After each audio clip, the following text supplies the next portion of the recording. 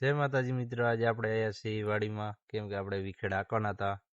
એટલે આ જો ટ્રેક્ટર આવે છે ને આપણે મિત્રો આટલા આંક્યા છે ને આ બાજુ આંકવાનું બાકી છે. મિત્રો આજે આપણે મારા નાના ભાઈને બેહારી દીધા છે વિખેડ આંકવા, કેમ કે શીખડાવી, કેમ કે આપણે ખેતીનો ધંધો કર્યો છે એટલે મિત્રો આપણે શીખડાવવું જરૂરી છે. ને આવા વિડીયોમાં બને રહેજો, આપણે વધીએ આગળ વિડીયોમાં.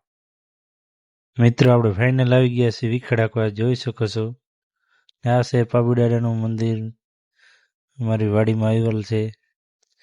મિત્રો આવા વિખેડા હાલા જોઈ શકો છો. અમારો નાનો ભાઈ આજ આંકવા માંડ્યો છે વિખેડા.